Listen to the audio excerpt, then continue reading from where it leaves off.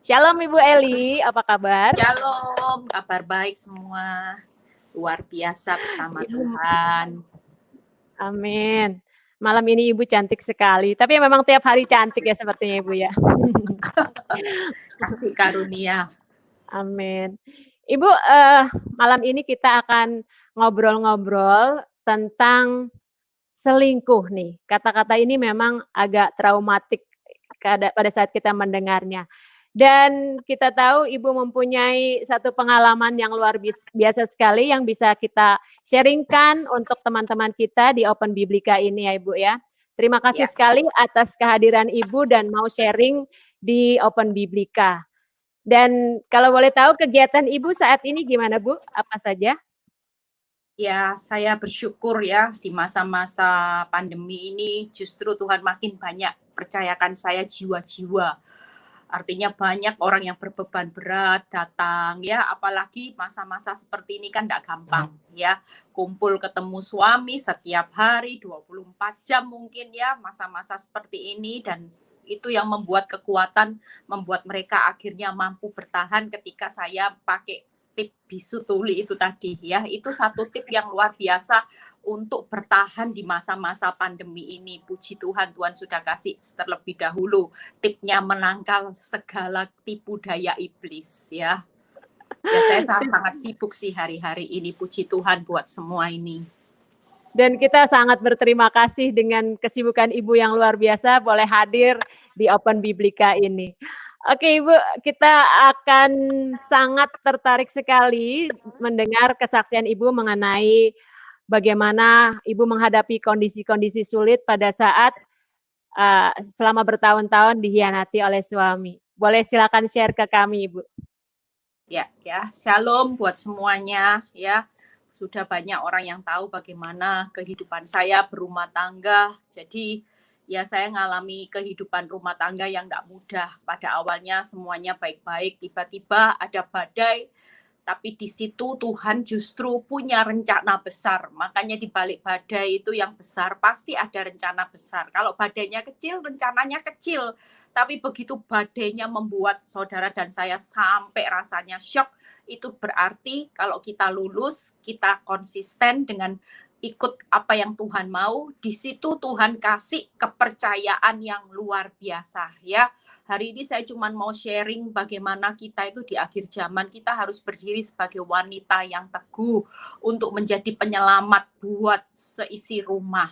Ketika saya beberapa tahun yang lalu ya, kenalkan nama saya Ibu Eli yang belum tahu, mungkin ada yang belum tahu, saya punya 3 anak. Saya dulu seorang ibu sosialita, di mana saya cuma mikiri pekerjaan saya sendiri, yaitu sebagai pengacara, pengangguran banyak acara, karena enggak kerja, kerjaannya ya cuman shopping ya, ngomongin orang, ngopi, arisan ya, walaupun saya sebagai orang Kristen, tapi kehidupan saya ndak ada bedanya dengan kehidupan wanita dunia, sehingga hidup saya juga nggak jadi berkat buat suami, buat anak-anak.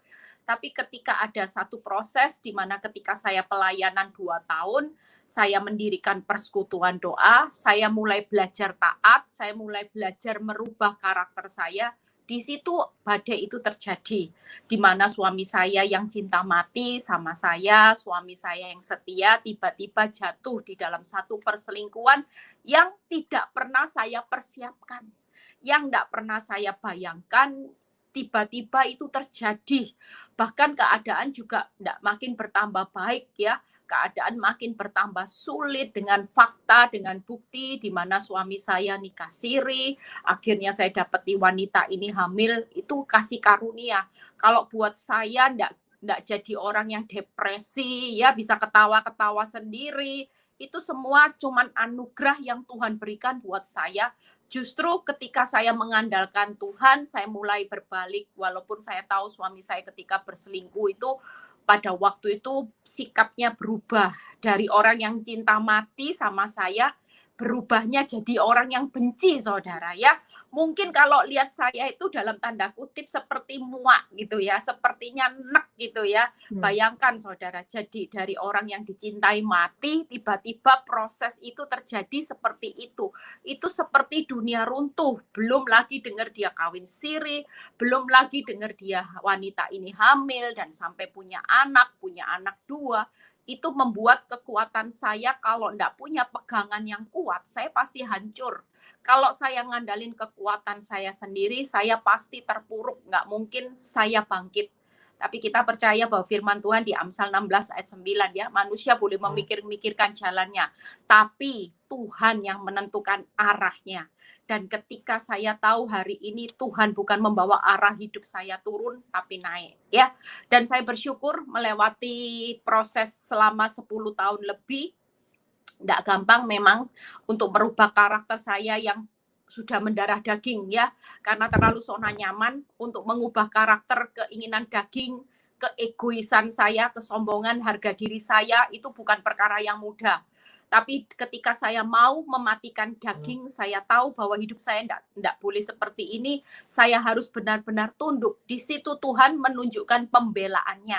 Makanya saya bersyukur lewat proses. Kalau banyak orang yang tanya, Bu Eli, dengan proses ini apakah Bu Eli menyesal? Sangat tidak menyesal. Bahkan saya sangat mensyukuri proses bersama Tuhan. Saya sangat mensyukuri badai yang Tuhan izinkan dalam hidup rumah tangga saya, sehingga hari ini saya merasakan bahwa kebaikan Tuhan itu ketika dia tidak jawab doa-doa saya bertahun-tahun. Saya pikir dulu Tuhan itu jahat ya, Tuhan itu tidak adil, tapi ternyata dia sangat adil dan dia sangat baik, dia sangat mengasihi saya, bahkan sangat mengasihi anak saya, sangat mengasihi suami saya. Sampai hari ini saya bersyukur karena saya bisa jadi seorang wanita yang menjadi berkat, bahkan panggilan hidup saya semakin jelas, Tuhan makin percayakan saya dari seorang gembala, ya gembala di Surabaya, di Jakarta, di Bali, di Semarang, bahkan saya bisa tulis buku renungan di edisi ke-46 ini ya, itu berarti sudah 4 tahun saudara, itu bukan perkara mudah, kalau secara latar belakang saya itu enggak sekolah Alkitab, bahkan saya juga enggak pernah otaknya dari lulus kuliah sudah enggak dipakai saudara. Artinya kalau secara latar belakang kemampuan saya lemah, benar-benar lemah. Enggak pernah kerja, begitu lulus kuliah langsung menikah. Dan menikah punya anak ya, dan enggak boleh kerja lagi. Bayangkan saudara, secara kemampuan saya enggak punya. Saya merasa bahwa hidup saya itu kalau enggak ada Tuhan, saya enggak berarti apa-apa. Tapi karena ketika Tuhan topang hidup saya bisa jadi berkat.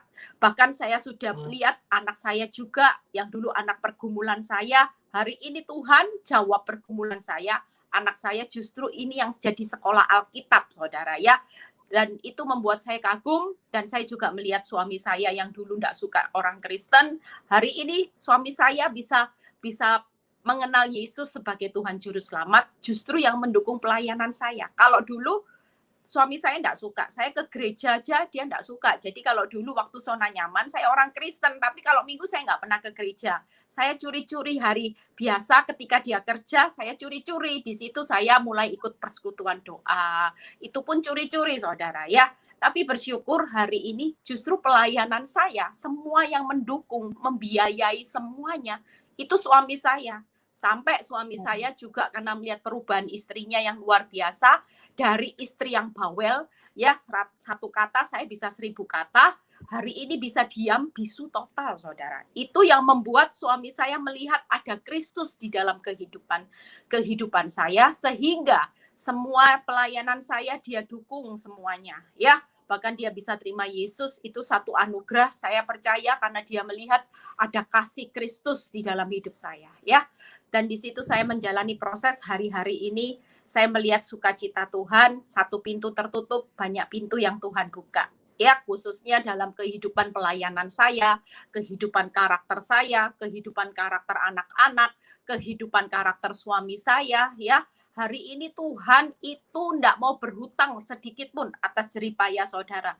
Yang paling saya ingat kata kunci, kenapa saya bisa bertahan 10 tahun lebih, Tuhan selalu ingatkan gini, ada harga, ada kualitas. Nah, selalu ibu-ibu atau siapapun jarang maunya kualitasnya wah. Tapi kalau disuruh bayar harga proses, maunya kabur. Enggak mau, Tuhan sakit. Tapi kalau dipulihkan, mintanya yang wah. Saudara harus tahu hidup ini tabur tuai. Kalau saudara kepingin dapat yang wah, kalau diproses Tuhan sakitnya luar biasa, itu berarti nanti hasilnya juga akan wah. Ya, kalau sekarang cuma mau bayar harganya murah, mau dapat kualitas yang bagaimana, saudara? Kita hari ini berlomba-lomba untuk sesuatu perkara yang bukan sia-sia. Untuk perkara yang wah bersama Tuhan. Karena kita punya Tuhan yang wah. Kita punya Tuhan yang spektakuler. Kalau pemulihannya cuma biasa-biasa, berarti kemuliaan Tuhan enggak luar biasa. Buat saya hari ini kasus saya heboh loh saudara. Saya sampai kadang merenung gini loh, Tuhan, saya ini siapa ya Tuhan? Hari ini Tuhan orbitkan jadi artisnya surga. Makanya Tuhan bilang gini, kenapa proses hidupmu aku lanjutin terus? Saya sering ngomong sama Tuhan, kalau saya lagi diam, saya bilang ini, Tuhan, kamu kok cinta ya sama saya jadi pemain. Saya sudah tersanjung 1 lulus. Dilanjutin tersanjung 2. Lagi dilanjutin lagi. Saya bilang, Tuhan kok cinta sama saya? Padahal kan banyak pemain, Tuhan. Seharusnya kan Tuhan enggak pilih saya terus, Tuhan. Saya selesai dong, Tuhan. Tapi Tuhan itu luar biasa. Tuhan bilang gini, hari ini kenapa aku pilih hidupmu terus? Karena yang nonton sinetronmu sangat banyak, yang view banyak. Dan itu membuat aku sebagai sutradara bangga. Mungkin buat saudara dan saya ketika ada proses yang berat, saudara pikir Tuhan enggak ngamat-ngamati semua respon saudara, diamat-amati. Ketika saudara tetap jadi pemain yang baik, wow, itu jadi pilihan, enggak apa-apa. Katanya Tuhan, orang main sinetron kan minta episodenya yang panjang, karena makin panjang upahnya yang makin besar. Ya buat kamu aku sudah sediakan upah yang spesial. Wah, itu yang membuat saya, ya enggak apa-apa sudah, upahnya surga itu unlimited. Kalau dunia masih limited, kalau Bapak di surga kasih saya upah, itu sudah enggak terbatas. Buat saya, buat anak-anak, buat semuanya. Dan saya merasakan itu yang Tuhan kasih buat hidup saya, hanya berjalan dengan anugerah demi anugerah. Ya, yuk saya buka ayat ya 1. Bagaimana kita hari ini yuk jadi wanita yang tangguh. Amsal 14 ayat 1. Ya, Amsal 14 ayat 1. Perempuan yang bijak akan mendirikan rumahnya, tetapi yang bodoh akan meruntuhkannya dengan tangannya sendiri. Ya, kalau saudara lihat hari-hari ini di masa-masa seperti ini banyak perempuan ya yang enggak bijak, yang bodoh. Ketika suaminya selingkuh nuntut balas atau dibalas atau cerai. Sebenarnya tanpa saudara sadari, saudara sedang meruntuhkan. Saudara, tanpa saudara sadari, ketika saya mengerti firman ini, saya jawab tantangan Tuhan. Tuhan cuma kasih saya pilihan, kamu mau jadi wanita yang bijak atau wanita yang bodoh. Kalau kamu merasa bahwa kamu pintar, dan kamu merasa bahwa kamu tidak tahan dengan harga diri, dan kamu merasa, Tuhan, tidak semua loh Tuhan. Orang bercerai itu hidupnya menderita. Teman saya bercerai dapat suami, ya bahagia loh Tuhan. Banyak pernikahan kedua, kenapa saya harus tidak boleh Tuhan? Tapi ketika Tuhan ingatkan dengan firman ini, Tuhan bilang gini, engkau mau pilih di mana? Ini pilihanmu. Mau jadi bijak atau jadi bodoh? Mungkin kalau bodoh, secara akal, secara instan, mungkin engkau bisa puas, engkau bisa balas suamimu. Emangnya kamu aja yang laku, aku bisa. Jujur waktu saya diselingkuhi suami, saya masih umur 38. Kalau mau ngomong nilai jual saya, ya masih lumayan tinggi lah. Ya, masih 38. Dan saya memang enggak pernah dari dulu menikah, saya selalu badan saya enggak pernah yang gemuk, besar gitu ya. Ya seperti ini dulu ya. Mungkin waktu dulu lebih langsing lagi saudara ya. Bayangin kalau 38 kan, wah itu masih nilai jualnya tinggi. Kalau secara emosional, rasanya enggak terima saudara. Saya ingin buktikan juga loh, kamu laku, saya juga punya nilai jual, bisa laku gitu ya. Itu wanita yang bodoh. Ketika saya bisa memilih jalan hidup seperti itu, saya tanpa sadar, saya sedang merontohkan anak-anak saya, menghancurkan hidup saya, dan menghancurkan suami saya. Tapi ketika waktu itu Tuhan kasih saya pilihan, kamu mau jadi wanita yang mana? Kalau kamu hari ini jadi wanita yang bijak, bertahan bersama aku. Nggak usah pilih mau balas dendam, nggak usah pilih kata perceraian, kata perpisahan. Toh arah hidupmu aku sudah tentukan kok. Pasti pulih. Aku yang akan memulihkan, bukan kekuatanmu. Kemampuanmu memang kamu dihina suamimu. Katanya sudah nggak cinta, sudah nggak ada rasa. Sama wanita itu sudah cinta, punya 2 anak. Dan kamu harus terima seumur hidup bahwa wanita itu akan jadi bagianku seumur hidup. Itu kata-kata yang membuat saya tertusuk waktu itu. Jelas ketika suami saya berkata seperti itu di depan saya merasa keberhargaan saya sebagai seorang wanita hilang, saudara. Saya pikir saya terlalu tidak dinilai, maksudnya saya terlalu dinilainya rendah. Harga diri saya terlalu diinjak-injak, saudara. Secara akal iblis sudah mulai tanamkan di pikiran saya. Kamu masih bisa laku, buktikan. Lah kamu dikatai seperti itu, kamu kok ya tetap mengampuni. Itu secara pikiran terus iblis intimidasi hidup saya. Tapi ketika Tuhan beri ayat ini, Tuhan cuma bilang, pilihanmu cuma 2. Mau jadi wanita bijak atau wanita bodoh. Kalau kamu berdiri teguh, nggak usah dengar-dengaran apa kata suamimu. Mau dia bilang nggak cinta, mau bilang nggak ada rasa, mau bilang wanita ini jadi bagianmu seumur hidup, pada akhirnya hidupmu siapa yang menentukan? Ada di tanganku. Apa yang dipersatukan Tuhan nggak bisa dipisahkan manusia, itu yang akan terjadi. Kemampuanmu memang hari itu sudah tidak mampu. Tapi kalau aku menyertai engkau, tidak ada perkara yang mustahil. Apa yang sulit, yang sukar buat engkau, bagi aku mudah. Ketika Tuhan berikan itu, saya ambil semuanya. Saya bilang, ya Tuhan, saya mau pilih jadi wanita yang bijak. Saya juga tidak mau lihat anak-anak saya hancur. Saya nggak mau lihat hidup saya hancur. Saya nggak mau lihat suami saya hancur. Yang pasti ketika saya berjalan bersama Tuhan, saya yakin suami, anak-anak saya, termasuk hidup saya, justru akan jadi berkat. Dan di situ Tuhan buktikan dengan 10 tahun saya berjalan. Wow, kalau orang tanya, Bu Eli sakitnya luar biasa. Tapi ketika saya berjalan bersama Tuhan, saya andalkan kekuatan Tuhan. Saya berjalan maju. Saya tanggalkan semua beban dan dosa. Rasa takut saya buang. Beban yang terlalu besar untuk saya melangkah maju pada waktu itu. Rasa takut khawatir saya melihat hari esok. Rasa takut khawatir saya ketika fakta, bukti menunjukkan bahwa semuanya berjalannya hancur, saudara. Ketika itu yang membuat saya sulit untuk berjalan maju. Ketika Tuhan berikan saya firman, tanggalkan beban dan dosamu. Ketika itu saya mulai buang beban saya. Saya mulai buang beban rasa takut saya. Saya mulai buang rasa khawatir saya yang berlebihan akan kehidupan rumah tangga saya dan hari esok saya. Dan di situ saya mulai buang yang namanya rasa sakit hati. Rasa kebencian saya terhadap wanita itu, rasa benci saya terhadap suami saya mulai buang semuanya. Dan ketika saya berjalan maju dengan menanggalkan beban dan dosa, saya melihat bahwa semua rintangan dalam pertandingan saya, itu semuanya berakhir, saudara. Saya bisa melewati dari tahun ke tahun. Orang berkata hidupmu akan terpuruk, anak-anakmu terpuruk, suamimu terpuruk, rumah tanggamu terpuruk. Tapi justru ketika saya maju di dalam pertandingan bersama Tuhan, dengan membuang semua rintangan-rintangan itu, justru Tuhan bukan membawa arah hidup saya turun. Seisi rumah saya di-upgrade sama Tuhan. Anak-anak saya bisa lulus summa cum laude, saudara. Bisa lulus summa cum laude, bisa diterima di UC Berkeley. Sekolah yang favorit, yang dulu menjadi impian saya sebagai orang tua, waktu anak-anak masih kecil, Tuhan jawab. Kerinduan hati saya, Tuhan jawab. Punya anak yang jadi pendeta itu tidak pernah saya pikirkan, saudara. Tapi Tuhan kasih saya bonus. Dan saya percaya bahwa sesuatu yang indah itu pasti terjadi. Amin, saudara. 3 hal aja yang saya bahas bagaimana perempuan yang bijak. Yuk. Yang pertama adalah Amsal 14 ayat 3. Apa yang saudara mesti lakukan kalau saudara hari ini mau pilih yang pasti. Seorang yang bijak, yang tidak akan meruntuhkan rumah tangganya, ada di tangan saudara. Karena firman Tuhan berkata, wanita yang bodoh itu yang akan meruntuhkan rumah tangganya. Amsal 14 ayat 3, di dalam mulut orang bodoh ada rotan untuk punggungnya, tetapi orang bijak dipelihara oleh bibirnya. Yang pertama adalah jagalah perkataan.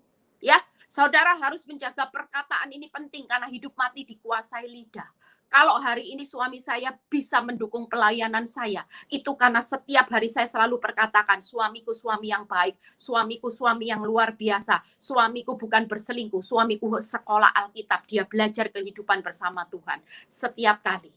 Itu yang saya ucapkan dan benih itu Tuhan genapi, saudara. Saya melihat tiba-tiba suami saya tidak ada yang injili, tidak perlu diinjili. Dia sendiri bisa ambil inisiatif, terima Yesus sebagai Tuhan dan Juru Selamat. Saya terlalu percaya itu kuasa perkataan. Jangan kalau suami sudah tidak pulang, begitu pulang dikatai brengsek. Nah, brengsek terus, saudara. Saya tidak pernah berkata fakta yang negatif. Walaupun suami saya mau mengatai saya bodoh, kalau saya dikatai bodoh, saya tidak balas bodoh sendiri. Tidak, saudara. Saya selalu berkata kamu suami yang terbaik. Saya sering mengatakan itu. Ya, yang kedua, Amsal 14 ayat 16. Ya, orang-orang bijak, Amsal 14 ayat 16a. Orang bijak berhati-hati dan menjauhi kejahatan. Yang kedua adalah jagalah perbuatan. Hari ini orang yang bijak itu akan sangat berhati-hati dan akan menjauhi kejahatan. Kalau saudara hari ini sebagai istri yang bijak, jagalah respon dalam segala hal. Jangan ikut membalas perbuatan suami. Jangan suka maki-maki suami. Jangan suka sakit hati dan sebagainya. Ya, yang ketiga adalah Amsal 14 ayat 17. Siapa lekas naik darah berlaku bodoh, tetapi orang yang bijaksana akan bersabar. Sabar, saudara ya. Saya sabar, saudara, 10 tahun lebih. Tidak apa-apa. Karena kesabaran saudara menantikan waktu Tuhan itu bukan sia-sia. Ada upah. Tidak sebanding dengan apa yang saudara tabur. Semuanya akan saudara tuai secara luar biasa. Amin, saudara ya. 3 hal hari ini. Ya, saya tidak lama-lama karena sebentar lagi pasti ada pertanyaan. Yang pertama tadi, jagalah apa, saudara? Perkataan. Perkataan. Ya, Amsal 14 ayat 3. Yang kedua, jagalah perbuatan. Ya, orang bijak itu selalu berhati-hati, tidak sembrono. Sebelum berbuat harus mikir, ya. Amin. Jangan suka ngelabrak pelakor. Kita bukan preman, ya. Juga bukan preman. Saya itu dari dulu kalau melihat dia itu rasanya kepingin saya pukul aja, ya. Tapi saya sadar bahwa saya adalah anaknya Tuhan, saya ada benih ilahi, saya bukan preman. Tuhan tidak pernah ciptakan saya sebagai preman atau hakim, tapi Tuhan menciptakan saya untuk saling mengasihi, ya. Walaupun itu menyakiti saya, tapi saya berusaha terus untuk memberkati dia. Yang ketiga tadi adalah jagalah kesabaran, ya. Tetap sabar sampai waktunya Tuhan akan membuat segala sesuatu indah pada waktunya. Di tengah kesabaran kita, Tuhan lagi mengevaluasi hidup saudara. Kita lagi dievaluasi, kita sudah lulus enggak sih jadi istri yang bijak? Sudah enggak perkataannya berubah? Sudah enggak sih perbuatannya berubah? Bagaimana perilakunya sama suami, sama anak, imannya bagaimana? Itu kesabaran, ya. Saya sudah selesai, saya serahkan supaya nanti kalau ada pertanyaan, ya, saya akan berusaha untuk jawab sebaik mungkin. Luar biasa sekali ya. 10 tahun Ibu menjalankan semua proses itu ya Bu ya. Oke Ibu, dalam 10 tahun itu pastinya tidak mudah ya menjalankannya. Tapi dengan 3 prinsip yang tadi Ibu sebutkan, itu memang sangat luar biasa sekali. Tapi terkadang kita sebagai wanita, apalagi sering dianggap wanita itu ngomongnya pasti lebih banyak daripada laki-laki ya. Perkataan kita itu kadang-kadang nggak terkontrol, jadi maunya kepancing dan kita akan ngomong lebih banyak lagi. Itu kita harus belajar banget untuk bagaimana mengontrol perkataan kita ya Bu ya. Iya. Oke, kalau melihat kondisi Ibu yang dulu adalah wanita sosialita, penampilan cantik, dan secara finansial pasti keluarga tidak ada masalah ya Bu ya. Tapi kenapa sampai suami jatuh dalam perselingkuhan? Kira-kira faktor apa sih yang membuat seseorang sampai sebenarnya udah semuanya everything okay gitu kan, tapi kenapa masih ada juga seperti itu? Ya, karena saya waktu merasa bahwa suami cinta mati sama saya seorang istri dulu preman, suka nanduk sama suami, ya. Saya suka maki-maki suami. Kalau ada salah aja saya langsung ngomel enggak berhenti-berhenti, dan itu saya ulang-ulang, ya. Dan di situ saya tahu itu membuka celah ketika suami saya pergi keluar, ada seorang wanita, ya itu yang sering saya ngomong, istrinya dikasih puluhan juta tapi enggak bisa puji-puji suaminya, malah maki-maki. Yang di luar cuman 1 juta bisa full service, ya, bisa puji, duh cakepnya, gantengnya. Boro-boro pulang rumah kalau ada salah saya maki-maki, ya. Ya itulah kesalahan saya. Makanya ibu-ibu jangan banyak cerewet, terutama di masa pandemi ini. Banyak suami yang lagi depresi. Sudah, biarkan, mau marah, mau apa, kita belajar bisu aja, ya. Supaya nanti tidak ada celah. Kita juga lagi di dalam penilaiannya Tuhan, jadi istri yang bijak. Luar biasa. Tapi kita memang sebagai istri benar-benar harus tunduk dan taat pada suami dalam segala hal istilahnya, ya. Padahal kita sedang disakiti seperti itu, tetap juga kita harus taat dan tunduk sama suami, ya Bu, ya? Iya. Harus, ya, karena firman Tuhan berkata tunduk bukan lagi pada suami yang baik-baik, tapi suami yang enggak baik pun kita harus tunduk. Suami yang kasar juga harus tunduk, ya. Memang enggak mudah, tapi kalau kita belajar tunduk, karena kita juga belajar untuk tunduk kepada Tuhan. Kita belajar setia sama suami kita itu karena kita belajar setia sama Tuhan. Itu gambarannya. Oke. Terus kalau melihat dari apa yang terjadi sampai Ibu sekarang menjadi Ibu Eli yang saat ini, sepertinya kasus atau perselingkuhan itu justru membentuk Ibu, ya? Iya. Tuhan sedang menggarap Ibu untuk menjadi sesuatu yang memang Tuhan rencanakan dalam hidup Ibu.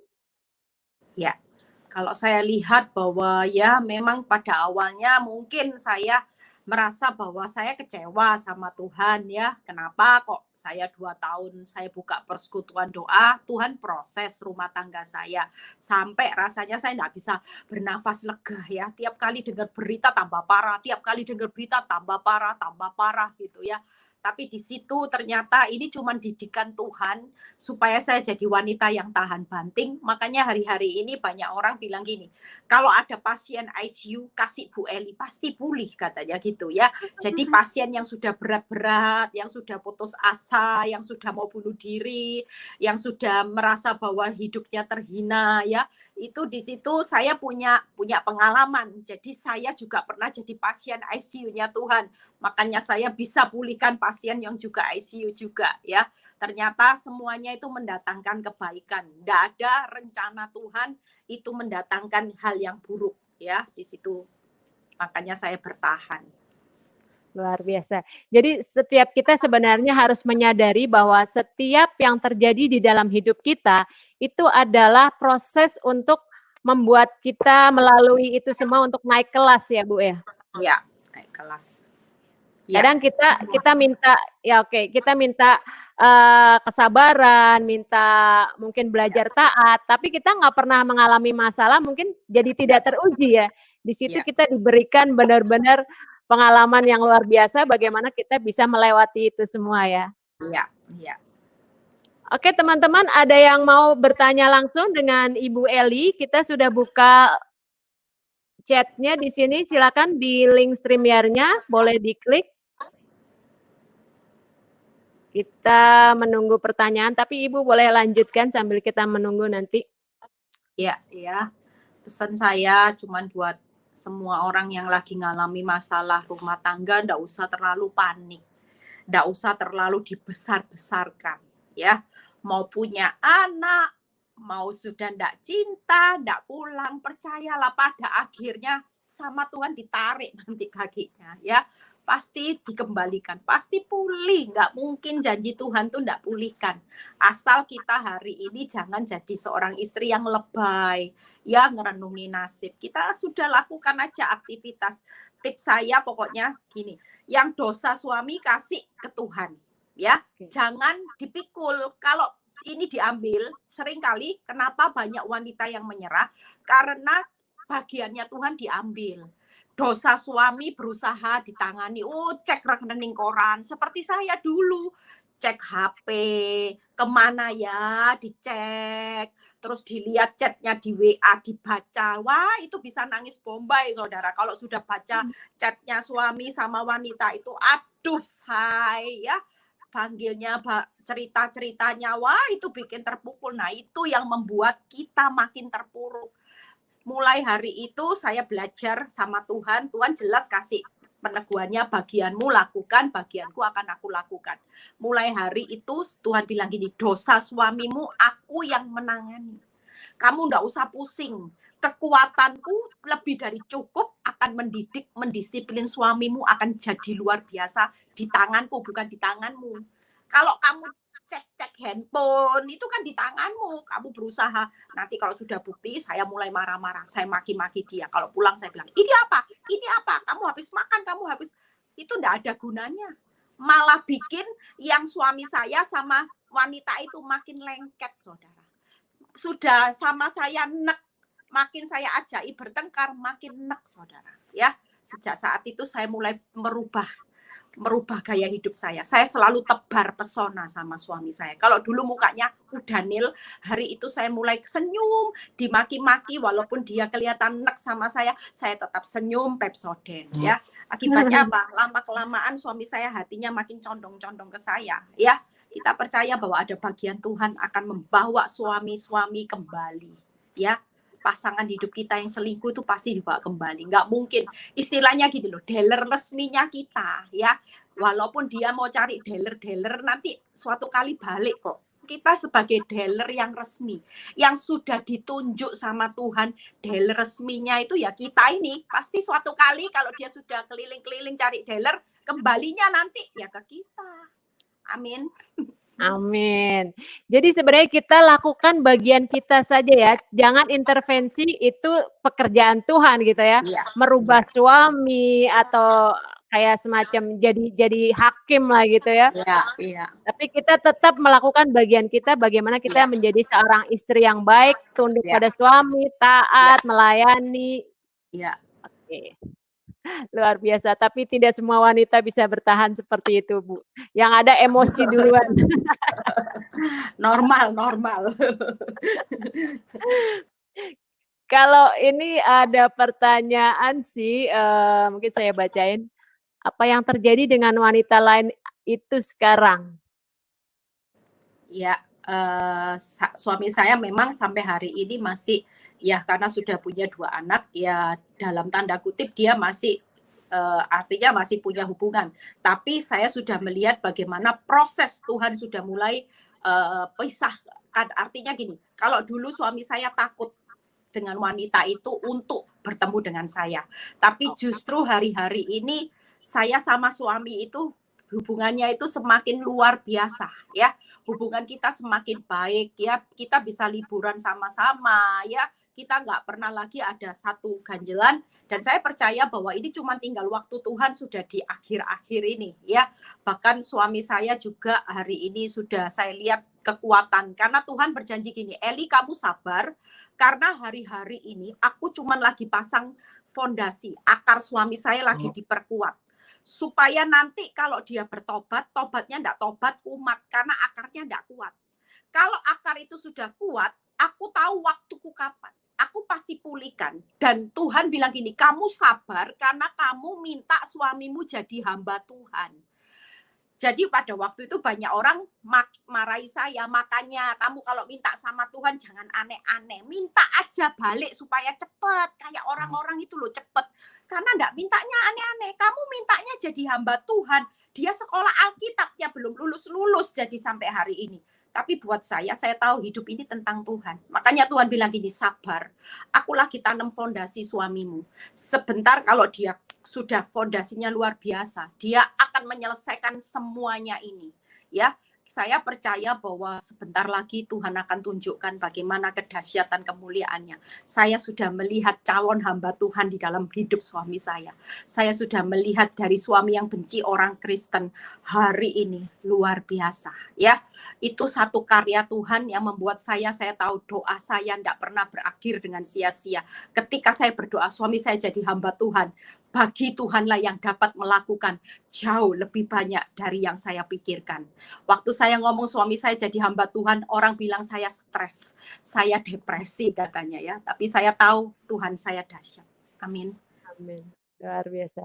Tadi Ibu menyebutkan bahwa ada harga, ada kualitas ya. Ya. Berarti Ya. pergumulan Ibu selama 10 tahun itu benar-benar membuat bukan saja Ibu yang berubah ya mungkin 180 derajat ya, juga suami semuanya dijamah Tuhan ya. Iya. Dan itu seperti paket. Mungkin berbeda pada saat umpamanya hanya dipulihkan dalam setahun, mungkin Ibu nggak akan seperti saat ini ya? Enggak akan. Saya akan kembali ke sosialita lagi. Karena sudah dicintai lagi kan. Saya pasti kembali ke sosialita, hidup nyaman, saya enggak peduli dengan orang lain. Justru Tuhan tahan proses saya hari ini, ternyata Tuhan bilang hidupmu harus jadi berkat. Dan saya bersyukur hari ini hidup saya benar-benar jadi berkat buat banyak ibu-ibu ya. Jadi ketika mereka bertahan, mereka bertanya, gimana Bu Eli bertahan? Bertahan. Suami tidak pulang, tersenyum. Suami tidak cinta, tersenyum. Tetap percaya ya, karena saya melewati proses seperti itu. Proses itu tidak usah ditakuti, saudara. Makin takut sama proses, saudara makin dibuat iblis menjadi orang yang berkecil hati, tidak punya iman. Makin saudara berani menghadapi proses, ketawa aja. Lihat suami tidak cinta, lihat suami ngomong mau punya anak. Bagi Tuhan kecil kok mau memulihkan. Kalau Tuhan mau pulihkan itu hanya sekejap karena Dia yang punya kedaulatan. Amin. Amin. Jangan didoakan stroke ya ibu-ibu. Sekali lagi, kalau suaminya selingkuh ya jangan didoakan stroke. Ini ada kesaksian benar-benar yang saya sampai bilang, makanya pengalaman ini jangan beberapa orang yang curhat ke saya. Waktu suaminya didoakan stroke ya, benar-benar pulih. Tapi stroke saudara. Nanti saudara jadi suster. Akhirnya dia nyesel. Kenapa ya? Hari itu saya ngomong, ditarik pun sudah tidak bisa lah. Suaminya sudah terlanjur stroke, ya kan? Dia nyesel, Bu Eli pulihnya sekarang apa Bu Eli? Saya jadi suster Bu Eli. Cuci, seko, dia. Aduh, walaupun ada suster dan sebagainya, tetap tidak bisa menikmati pemulihan yang indah. Dan juga jangan didoakan bangkrut. Ini ada kesaksian nyata ya, didoakan bangkrut. Kayanya luar biasa orang Surabaya saudara. Sampai akhirnya didoain bangkrut beneran pulih. Sampai hari ini kata-kata kutuk istrinya itu susah. Dia sampai hari ini jual lemper, jual kue. Itu tidak pernah lihat terobosan berkat. Salah satunya walaupun dia sudah lepas pengampunan, dia cabut perkataan. Itu kata-kata sudah tertanam. Itu benar-benar sampai hari ini nyeselnya tidak ketulungan saudara. Hidupnya susah. Suaminya balik, suaminya cinta, tapi tidak bisa menikmati. Makanya sekarang jangan doakan stroke, jangan didoakan bangkrut. Lebih baik seperti saya, doakan jadi hamba Tuhan. Ya, amin. Amin, luar biasa. Jadi memang kadang-kadang istri itu pada saat emosi ya, lebih baik saya punya suami yang nggak punya duit tapi dia tetap setia di rumah sama istri daripada punya duit dia neko-neko. Ternyata jadi nggak punya duit beneran ya. Iya, susah. Oke, jadi harus menjaga perkataan. Kalaupun marah juga doakan yang baik-baik ya Bu ya. Iya. Terus ini saya lihat ada pertanyaan lagi Kak. Oh mungkin gini Bu. Ini kan Ibu perjalanan 10 tahun. Terus Ibu menyampaikannya dengan tersenyum, dengan gembira. Apakah ada saat-saat di mana Ibu sangat down menerima perlakuan suami gitu? Ada. Saya enggak jadi pintar seperti hari ini, proses belajar. Wow, saya belajar untuk mengerti pikiran Kristus. Sejak saya mulai move on itu karena saya belajar terus akan firman, saya belajar mengenal Kristus. Di situ saya mulai bangkit. Saya mulai mengerti bagaimana cara berperang menghadapi masa-masa yang tersulit. itu Tuhan kasih saya benar-benar rema. Tuhan bilang gini, kamu jangan terus terpuruk, harus bangkit. Makin kamu takut, kamu makin tidak lihat janjiku. Jadi hari itu jelas yang saya tahu, Tuhan itu kasih saya itu tadi, jangan ambil bagianku. Kalau kamu diam, aku yang bekerja maksimal. Kadang-kadang yang sering menghalangi Tuhan bekerja maksimal karena kita ikut bekerja. Kita ikut mau cek handphone, kita ikut menghakimi suami ya. Kalau Tuhan bilang kamu diam, aku yang bekerja. Tapi kalau kamu bekerja, aku diam. Itu rema yang menjadikan saya hari itu saya diam total, saudara. Saya tahu saya bukan diam, saya bukan kompromi dengan perjinaan suami saya diam karena saya tahu ada kekuatan Tuhan yang dahsyat sedang menghadapi suami saya dan wanita itu. Dan di situ saya melihat cara Tuhan yang dahsyat. Makanya kalau orang tanya, kok bisa ya suaminya terima Yesus di tengah masa-masa dia selingkuh? Itu karena saya diam, saudara. Tuhan bekerja, ketika Tuhan bekerja, apa yang tidak mungkin, Tuhan genapi. Amin. Ya. Amin, luar biasa. Berarti tempat berkeluh kesah kita hanya kepada Tuhan ya, dan kita secara keseharian tunjukkan bahwa kita adalah seorang istri yang baik untuk suami kita ya. Iya. Oke, luar biasa sekali. Oke, ini sepertinya orang-orang saat ini agak pesimis dengan apakah ada istri yang model seperti Ibu Eli ini akan lahir di tengah-tengah di sekeliling kita, karena biasanya dalam kondisi susah mereka pasti cepat menyerah karena istilahnya ada kata-kata juga gimana ya caranya ya saya ngomongnya? Ada uang abang. Ya, betul. Ada uang abang sayang, enggak ada uang abang. Betul. Itu tadi saya mau ngomong begitu saya lupa. Ya, kebanyakan istri-istri baik dari awal mau memulai rumah tangga pun mereka memilih suami yang mungkin sudah mapan. Dia tidak mau ikut susah. Terus apalagi pada saat kondisi rumah tangga berjalan, suami jatuh, itu kadang-kadang membuat istri banyak yang tidak bisa menerima hal seperti itu.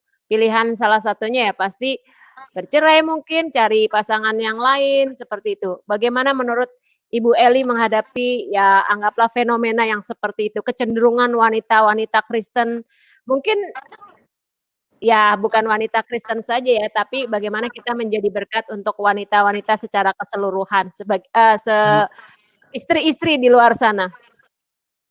Ya, kan tadi Firman sudah bilang, pilihannya dua, bijak apa bodoh.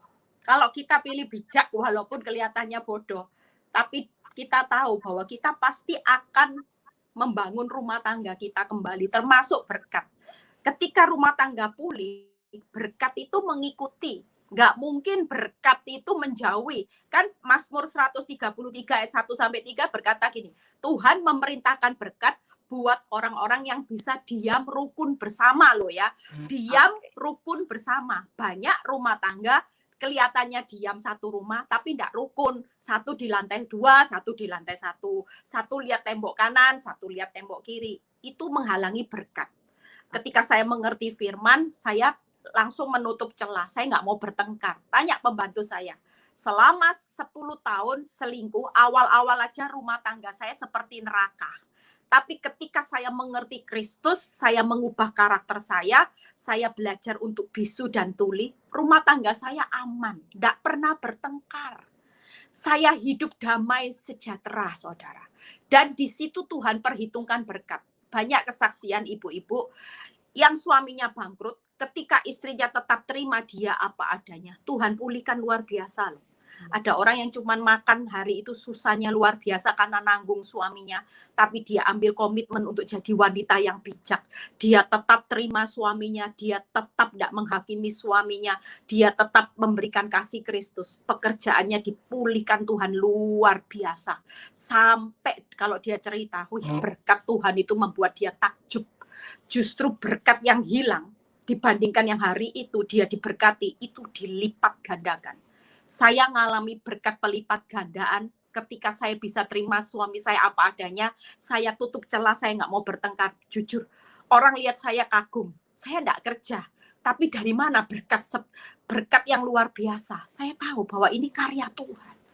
Orang sampai bilang gini, semua teman saya, Eli, kalau lihat berkatnya kamu, aku ngiler. Tapi kalau lihat prosesnya enggak mau. Oh, enggak ada. Kalau mau berkat hasil juga harus terima prosesnya. Artinya apa? Prosesnya diterima, perubahan juga diterima. Kitanya juga berubah ya, bukan berarti saya enak-enakan, enggak saudara, saya belajar terus untuk matikan daging saya, emosi saya, penguasaan diri ya. Ibu, kita sudah ada tamu dengan Gorga, ini Bapak atau Ibu, silakan dibuka mic-nya. Ini ada yang masuk.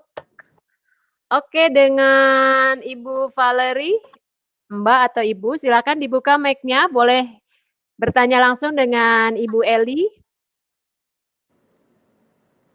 Halo? Kayaknya di mute itu. Iya, harus dibuka. Dia keluar. Oke. Jadi memang proses itu luar biasa sekali. Semakin berat prosesnya, itu berarti semakin karya Tuhan luar biasa dalam hidup Luar kita. biasa. Iya. Oke, ini masuk lagi. Karena di saat Gorga. kelemahan kita. Ya. Oke, silakan. Gorga, Bapak atau Ibu? Silakan. Halo, selamat malam. Oke, Bapak. Bapak Gorga, silakan. Ya, ini saya kebetulan ingin bertanya mengenai pernikahan kepada Ibu Eli. Misalnya untuk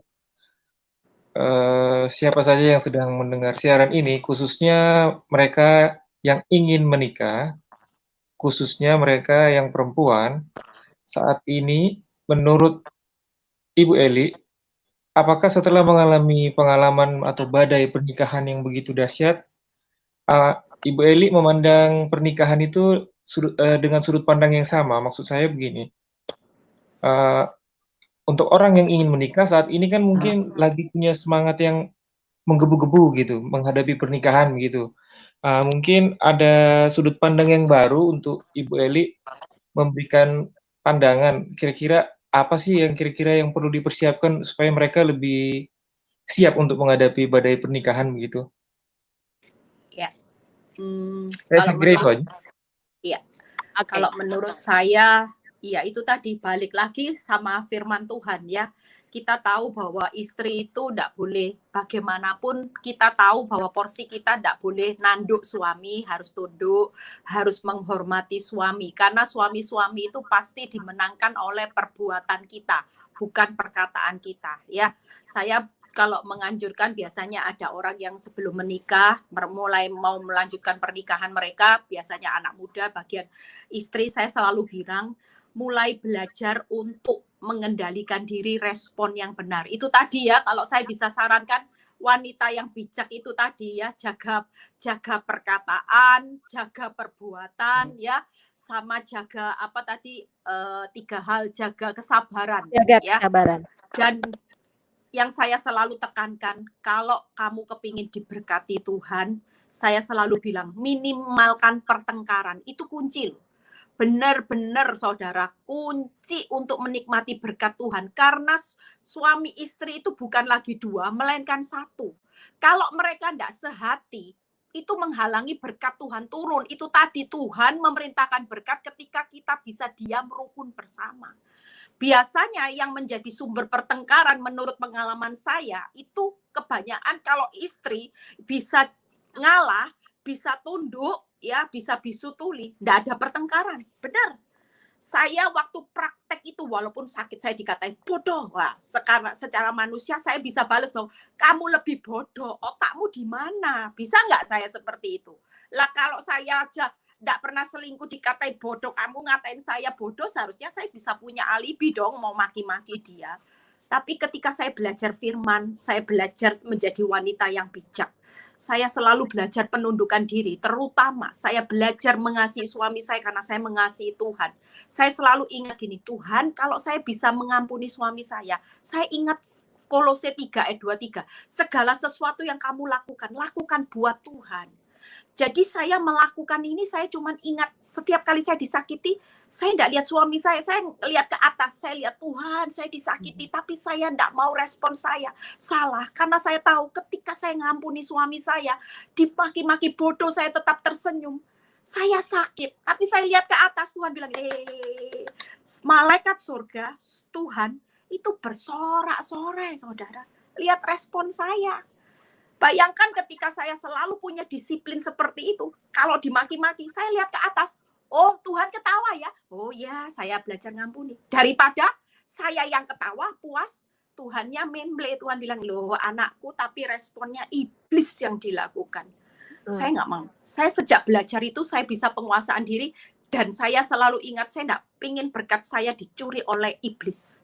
Waktu saya ngampuni, berkat Tuhan itu melimpah. Ya, kasih aja tip itu tadi untuk wanita yang bijak, jaga perkataan, jaga perbuatan, jaga kesabaran. Ya, itu aja tipnya sebelum memasuki pernikahan, supaya mereka sadar kalau hidup rukun bersama itu berkatnya mudah dientengin sama Tuhan, ya. Apalagi pekerjaan suami, kalau kita walaupun doa, tapi kita bertengkar terus, berat berkatnya. Saya banyak melihat ketika rumah tangga dipulihkan, hati itu sehati, mereka kesaksian, wih Bu Eli, berkat Tuhan itu luar biasa. Ketika saya tidak pernah bertengkar sesuai anjuran Bu Eli, saya lihat tuh, kerjaan suami saya itu diperlancar. Seperti saya tidak kerja, tapi karena saya nutup celahnya iblis curi berkat saya, pekerjaan suami saya dilancarkan, saudara. Diberkati, saudara. Ya, amin. Luar biasa. Oke, Bro Gorga, gimana? Ada pertanyaan lagi? Ya, itu mungkin dari satu sisi ada optimis untuk melihat pernikahan itu menjadi lebih bijak begitu. Lalu bagaimana Ibu dengan sudut pandang yang satunya lagi, yang menjadi pesimis melihat pernikahan itu, jadi istilahnya dia mungkin merasa takut atau trauma, jadi nggak berani untuk menikah begitu. Kira-kira ada saran mungkin dari Ibu Eli? Sebenarnya kalau kita tahu bahwa kita mengikut sertakan pernikahan itu ada Tuhan di tengah-tengahnya, enggak usah takut. Ya, jangan pesimis. Kalau kita berjalan tanpa Tuhan, nah kita pesimis.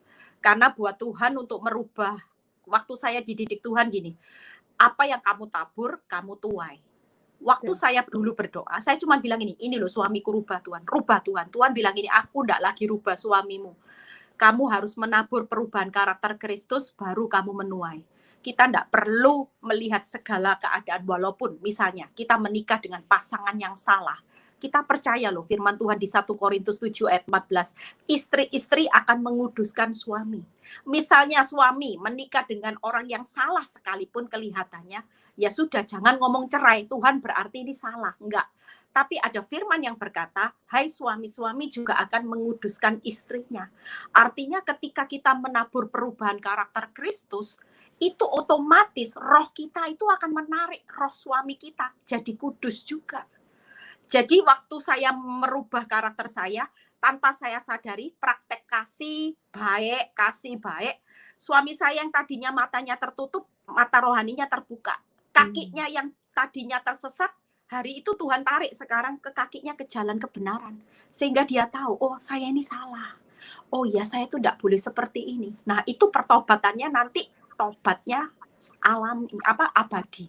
Tidak tobat kumat lagi. Ya, jadi yang pesimis tidak usah pesimis. Kalau berjalan sama Tuhan harus punya iman optimis, ya. Karena nanti kalau Tuhan pulihkan segala sesuatu kan janjinya akan indah, ada anggur yang manis. Kalaupun hari ini masih air tawar enggak apa-apa. Seperti saya jalani air tawar, saya jalani. Suami lihat saya nek, saya jalani. Tapi saya percaya hari-hari ini saya sudah lihat anggur manisnya Tuhan. Wow, luar biasa, saudara. Ya, sudah cukup jawaban saya, Gorga. Oke. Terima kasih, Gorga. Tuhan berkati. Oke, waktu kita tinggal 5 menit lagi. Apakah masih ada yang mau bertanya? Ini mungkin agak-agak banyak yang curhat di chatnya itu, Bu. Bagaimana menghadapi suami yang penjudi gitu? Sebagai istri sikapnya harus bagaimana? Ya itu tadi yang saya bilang, enggak usah dihakimi. penjudi pezina itu satu golongan ya, KDRT ya. Kita punya suami banyak tipe, ada yang tipe pezina, penjudi, KDRT, semua penanganannya sama. Itu cuman kalau waktu penjudi itu mata rohaninya tertutup, kakinya tersesat. Makanya ibu-ibu doanya bagaimana? Waktu menabur kebaikan, waktu menabur kasih, kasih kan menutup banyak dosa dan pelanggaran.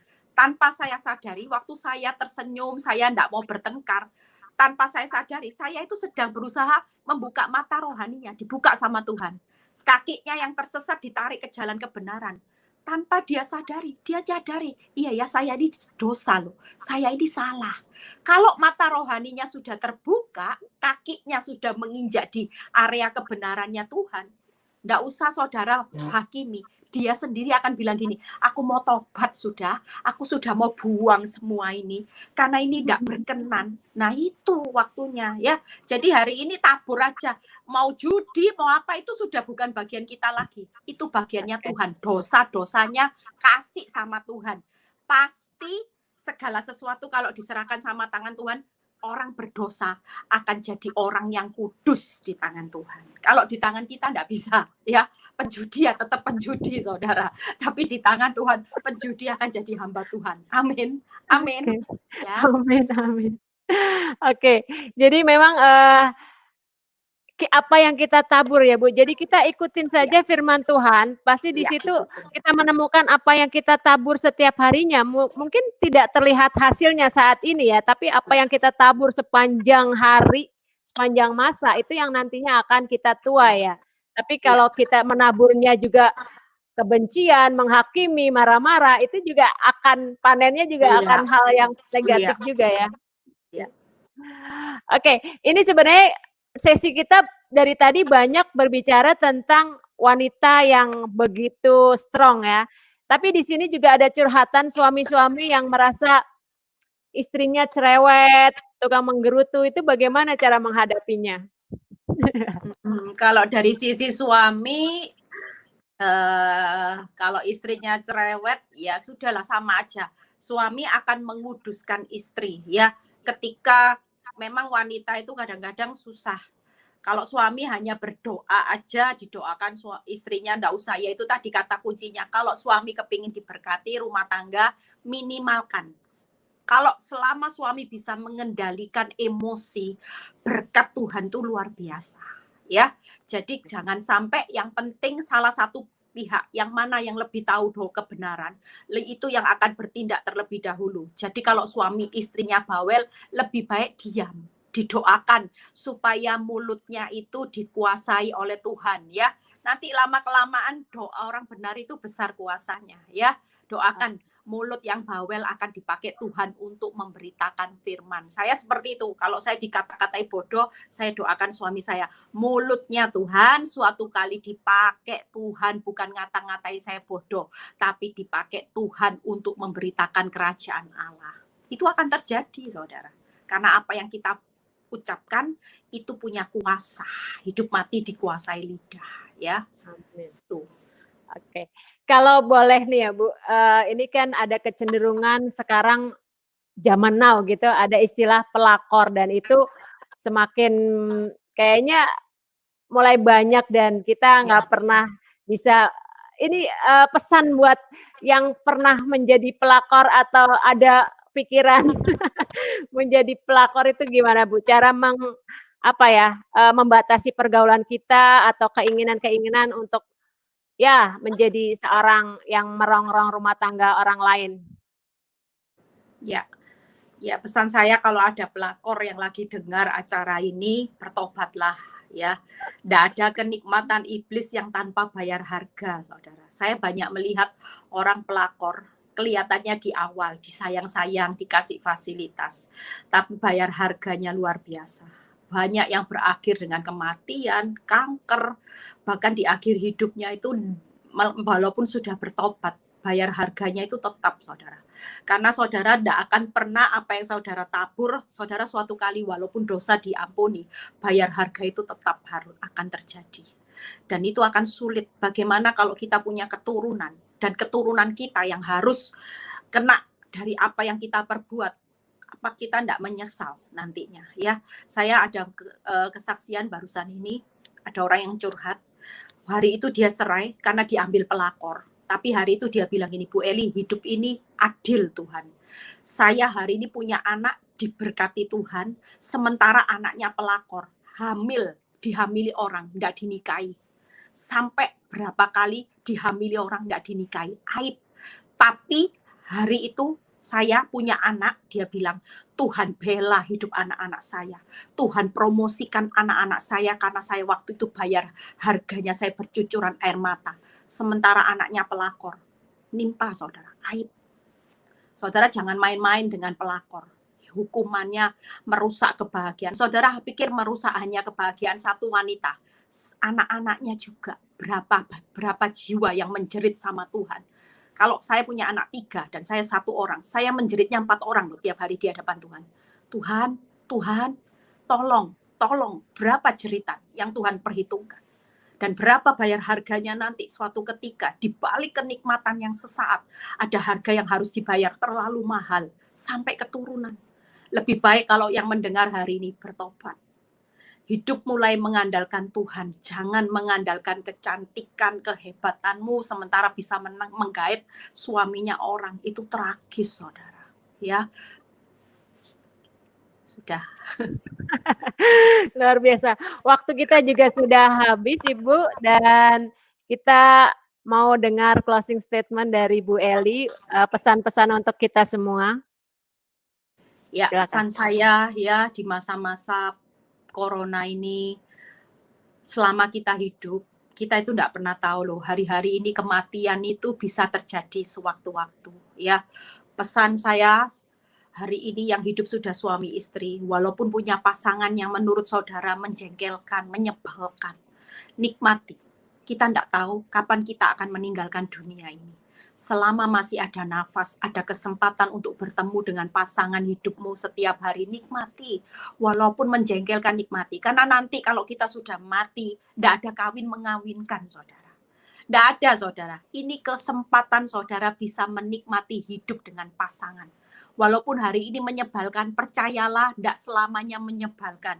Air tawar di jalan, suatu kali Tuhan pasti buat mujizat, bukan air tawar lagi, tapi anggur yang manis, ya. Kita akan dibuat happy ending. Sayangi pasangan hidupmu, hormati, itu tetap yang terbaik. Jangan pernah berpikir untuk tukar pasangan, ya, tukar tambah, atau saudara bercerai, sudah bertahan. Walaupun ada pasangan yang sudah mulai menggugat cerai, percayalah, hari-hari ini kalau hidupmu tekun bersama Tuhan, Tuhan pasti pulihkan, karena dia benci perceraian.